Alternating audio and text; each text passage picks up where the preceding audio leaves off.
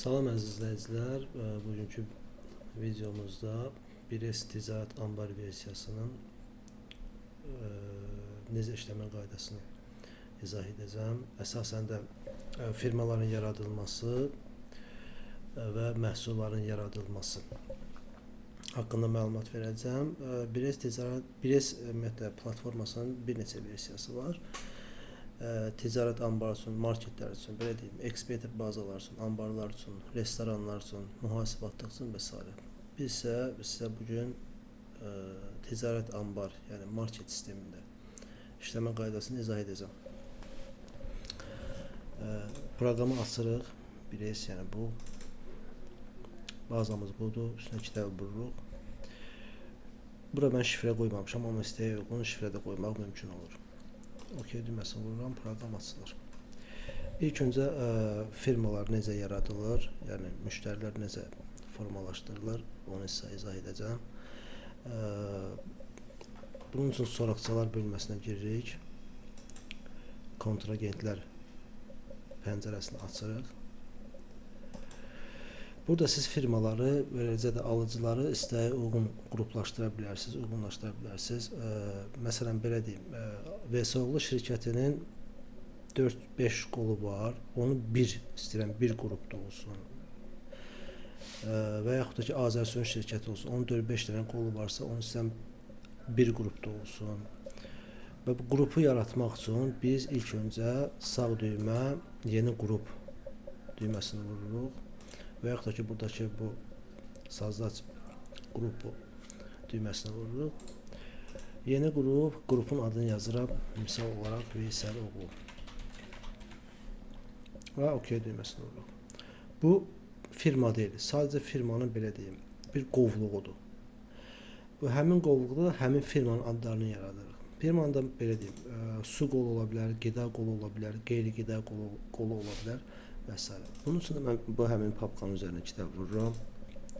Burada sağ düymə əlavə et. Misal olaraq Veysəloğlu qeyri-qida. Buradakı pəncərələri də istəyə uyğun doldura bilərsiniz. Yəni doldurulması vacib deyil.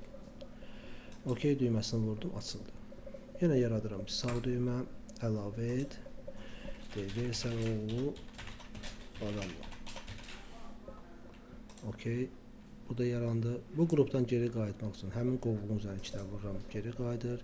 İndi deyək ki, məsələn, yəni heç bir qolu olmayan firmalar var. Məsələn, deyək ki, misal olaraq Kola şirkəti. Onun heç qrupa ehtiyacı yoxdur. Sağ düymə əlavə et. Belə yazıram Kola. Və görürsünüz, bu qrupa düşür, bu qrupsuzdur. Deyək ki, məsələn, bir qollu firmalardan biri Azərsun. Azərsun'da qol çox olduğu üçün, onu bir qrupa yığmaq istədiyim üçün sağ düymə yeni qrup yaradıram. Adını qoyuram Azərsun. OK. Və həmin papkanın içinə daxil oluram. Sağ düymə əlavə et. Deyirəm Azərsun.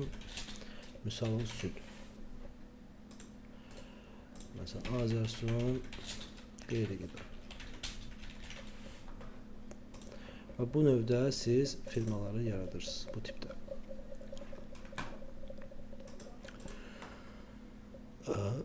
Məhsulların yaradılması. Məhsullar 3 tip olur. Belə deyim, barkodlu, yəni üstündə məhsulun ştrik kodu olur. Ştrik kodsuz, yəni barkodsuz məhsulun üstündə məsələn, skoç olsun, çörək olsun, lavaş olsun, misal olaraq deyirəm,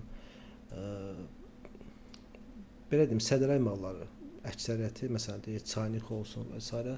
Bunların üstündə barkod olun. Bir də çəki malları olur. Bunların yaradılma qaydasını sizə izah edəcəm. Bunun üçün biz soraqçılar nomenklatura bölməsinə daxil oluruq. Və yaxud da ki, N düyməsi var burada. Onu vururuq. Belə bir pəncərə açılır.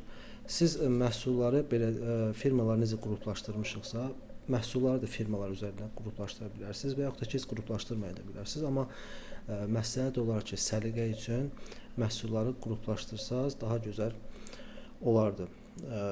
Qruplar da yəni firmalarda yaratdığımız kimi eyni tipdə, eyni formada yaradılır. Misal olaraq sağ düymə yeni qrup. Deyək ki, mən istəyirəm Cola-nın bütün məhsulları bu papkanın içində olsun. Cola düşdü bura. Papkası daxil oluram içinə, sağ düymə əlavə et və məhsulun adını yazacağam. Cola deyək ki 0.5.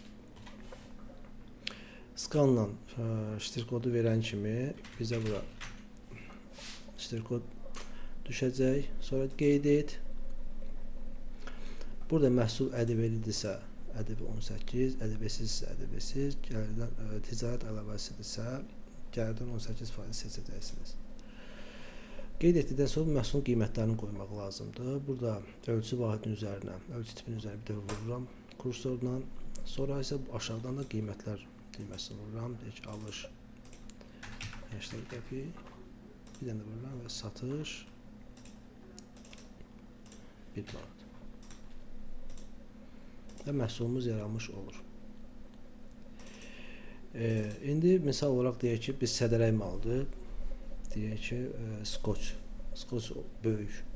Bunun ştrik kodu yoxdur deyə bunu özümüz təyin edəcəyik ştrik kodunu. Sağ düymə əlavə et. Deyək skoç böyük.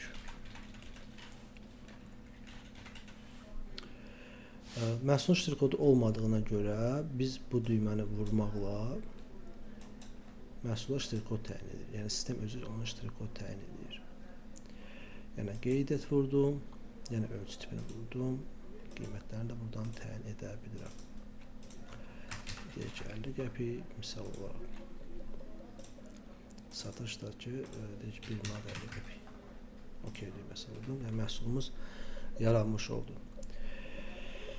Və nəhayətində çəki mallarda yaradılması eyni prinsipdir. Sadəcə fərq var orada. Fərqi sizə göstərəcəm. Deyək ki, məsələn, şəkər tozu yaradaq. Sağ düymə əlavə et. Deyək şəkər tozu kiloqram. Çəkirik burada. İşarə qoyuruq. Ştrik kodu təyin edirik. Qeyd et. Ölçü tipi. Mən buradan qiymətləri, bu ölçü tipindən mən bu qiymətləri verirəm. 1 manat, misal olaraq satışdakı 1 manat 20 qəpik. Əgər bir mən məhsula buna birinci yox, belə deyim də, belə qoysam, bu mənə ədəd olacaq. Amma mütləq ki, çəki malda mütləq çəki ilə işarə qoyulmalı, sonra ştrik kod təyin olunmalıdır. Əks halda bizdə sistemdə problem yarada bilər. Kassalarda və OK düyməsinə vururam.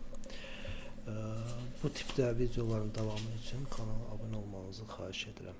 İnşallah gələn videoda sənədin nə formada məhsulların saylarının daxil edilməsi, firmaların üzərində hesablaşmalar, tədarükçüyə geri qaytarmalar, satış hissəsində sizə izah edəcəm.